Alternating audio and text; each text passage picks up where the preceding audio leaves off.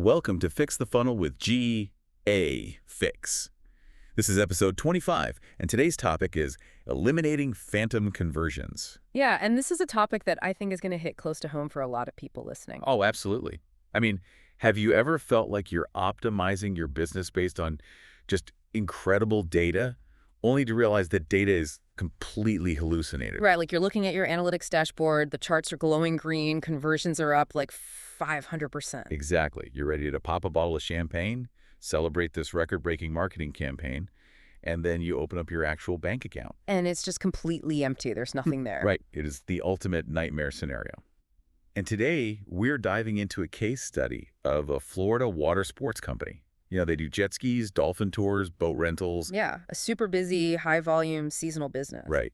And they were silently bleeding ad budget because of exactly this: phantom conversions and invisible bookings. It's such a perfect storm of technical issues. And to set the stage for this deep dive, we really need to look at who we're dealing with here. The protagonist of our sources is a business owner who is basically acting as her own marketing team. Which is so common, right? You're wearing all the hats. Exactly. She's managing 3 separate branded websites, plus a booking platform, and she's about to discover that her analytics were entirely broken. And the way she described it in the source material is just, well, it's heartbreaking, really. She said she felt like a, quote, rat on a wheel. Right, a rat on a wheel. Because over time, she had hired something like 3 to 5 different freelancers and agencies to fix her Google Analytics 4. And she said, no one could ever tell me exactly what was broken about it. Which brings us to this massive concept of technical debt, or what we often call the accumulation problem. Right, because people just keep adding to it, right? Exactly.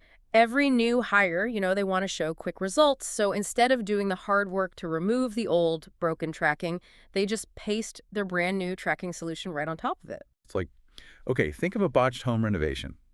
You hire a contractor because a light switch doesn't work. Right. And instead of, ripping out the drywall and fixing the old faulty wiring, they just build an entirely new wall an inch in front of the old one. Oh, yeah. Just hiding the problem. Right. And then they run new wires. And then a year later, the next person does the exact same thing. Until eventually, your room is 2 feet smaller, and behind the paint, you just have this massive sparking fire hazard. That is exactly what this WordPress site looked like under the hood. It was a massive fire hazard. Because by the time this investigation started, they didn't just have one tracking setup. They had 4. Wait, 4 separate tracking systems? At the same font? 4 systems running concurrently, yeah. First, they had Google Tag Manager, which, is the standard way you're supposed to do it. Totally normal. But then they also had hard-coded scripts, meaning someone had literally typed tracking code directly into the raw HTML of the website. Oh, wow. Okay, so that's 2. Then on top of that, they were running a really popular WordPress plugin called Pixel Your Site. Okay, I've seen that one. A lot of people use it. Yeah, it's super common, but again, doing the same job.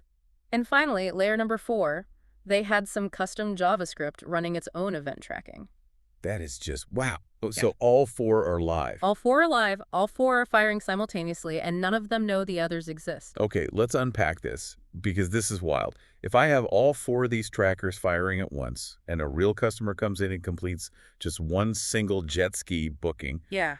Google Analytics 4 is basically going to record 4 or 5 purchase events for that one person. Exactly. The system inflates one success into 5 successes. But wait, I mean, if the analytics dashboard says conversions are up 500%, wouldn't a business owner just think, oh, I'm running a brilliant marketing campaign? Like, why is this actually a problem? Well, what's fascinating here is how the downstream ad platforms react to that data. Think about Google Ads or Meta Ads. Right, the smart bidding algorithms. Exactly. Those algorithms are completely blind to context.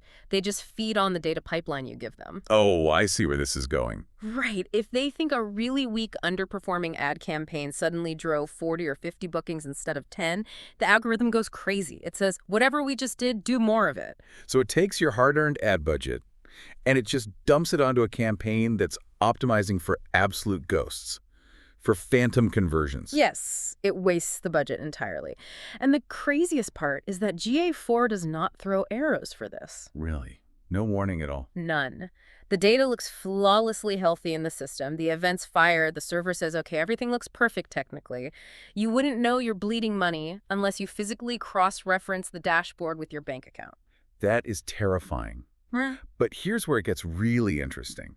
Because while the system was overcounting these cheap fake events, it was simultaneously missing the real revenue entirely. Right, it was a complete attribution black hole. Yeah, let's talk about the user journey for a second. Because this business wasn't just a simple one-page website.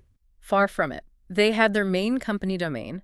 Then they had a separate domain just for the jet ski rentals. Okay, so that's 2 domains. And then, when you actually went to check out and pay, you were sent to a third-party booking platform called Peak Pro on a totally different domain. So if I'm a customer, I click a Facebook ad and land on the main site, domain boundary 1. Right. I click on jet skis and go to the jet ski site, domain boundary 2. Yep. I hit book now, and I'm on Peak Pro to enter my credit card.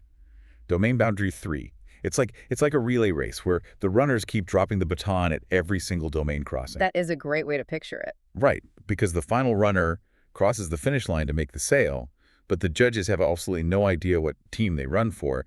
The traffic just ends up in this weird, direct, or unassigned bucket in GA4. Exactly. Because without a very specific broken cross-domain tracking setup, the browser essentially resets the user's identity every time they cross a domain. Why does it do that, though? Just for privacy. Yeah, exactly. Safari, Chrome, Firefox, they all have these massive privacy updates now.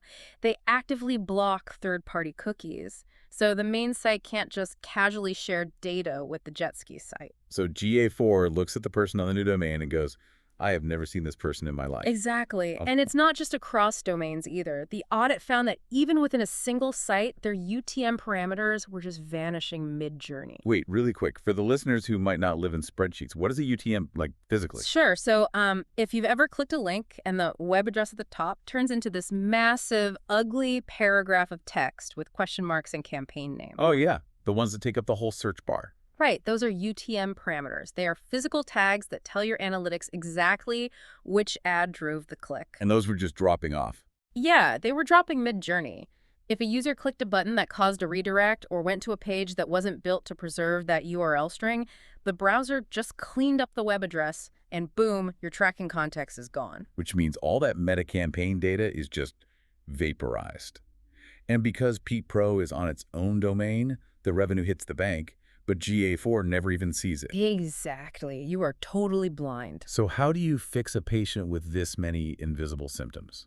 I mean, human experts had already failed for months trying to figure this out. Well, this is where they brought in the GA4.ai audit, and the process is just wild to compare. Because normally a human would have to dig through all that manually, right? Yeah, if a human specialist does this, they're spending days, maybe weeks. They have to open up the developer tools in Chrome, go to the network tab, turn on preserve log. That sounds exhausting already. It is. And then they literally have to click every single button on 3 different websites and read the raw code payloads being sent to Google to see exactly where the ID breaks. Humans get tired, they blink, they miss a line of code. Right. But the AI audit, it connected to the GA4 property, scanned over 50 checkpoints across GA4 and GTM, and it did the whole thing in under 2 minutes. Under 2 minutes. 2 minutes. It came back with a 59% health score, and it flagged 6 critical warnings. Wow. Yeah, it found the duplicate events from the 4 tracking systems colliding. It found the broken UTMs. It flagged the lack of cross-domain linking to Peak Pro. That is just a staggering difference in efficiency. But to be clear, the AI didn't actually fix the code. Right? No, it didn't do the implementation. It just completely eliminated the investigation phase. It gave the humans an exact map of what was broken, the severity levels, and how to fix it. So what does this all mean? Like, how did they actually stop the bleeding once they had the map? They had to execute 3 major fixes, and the first one was just ruthless consolidation. Meaning they had to tear down the bad drywall. Exactly. The human developers went in and they removed the hard-coded scripts. They uninstalled the Pixel Your Site plugin. They deleted the custom JavaScript. Oh, man. Just cleaning house. They made Google Tag Manager the single isolated source of truth.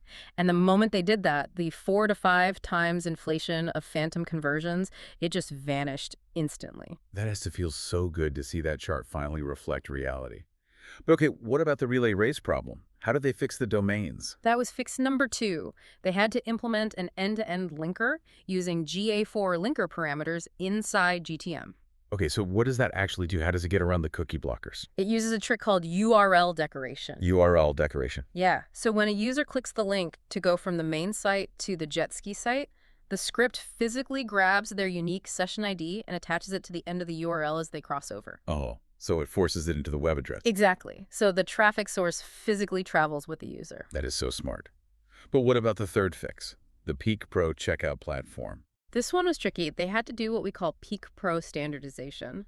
Because beforehand, the website code was a mess. Sometimes Peak Pro would open in a totally new browser tab. Which ruins tracking. Right. And other times, it would just pop up as an embedded widget like an iframe right in the middle of the screen. So it was completely random. Yes. And because it was unpredictable, the tracking pixels couldn't establish a reliable trigger to know when a purchase actually finished. I see. So they had to force the checkout to behave the exact same way every single time. Precisely. They changed the website code so Peak Pro loaded consistently, and once they did that, the purchase events could fire reliably. Okay, so they do the consolidation, they build the linker, they standardize the checkout. What was the actual business impact of all this? It was massive. That direct or unassigned traffic bucket. The junk drawer? The junk drawer, yeah. It dropped by 30 to 80%. Whoa. That's a huge chunk of data coming back to life. Full funnel visibility was totally restored.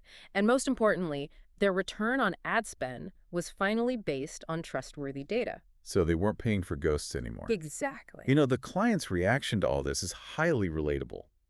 Because after the human experts used the AI to find the problems and then did the fixes, the owner actually went back and used the AI to check their work. I love that part. She ran the audit again just to grade the developers. Right, and she gave them this note that said, hey, I checked your work with AI and it gave you an excellent rating. But her actual takeaway from the whole thing was, I love AI, but smart humans still win. Which is so true. You need the human context to implement it correctly. And I think it's important to note that she now keeps GA fix.ai running as an ongoing monitoring tool. It wasn't just a one-time fix for her. Right, because things break. If we connect this to the bigger picture, the reality is that tracking failures are completely silent. Your website isn't going to send you a text message saying a UTM parameter just dropped. Yeah, you just log in one day and your money's gone. Exactly. You have to proactively audit them, or you're just optimizing for an illusion. It's wild.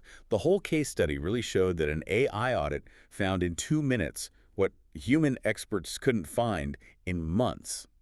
And yet, the owner's main takeaway was, quote, smart humans still win.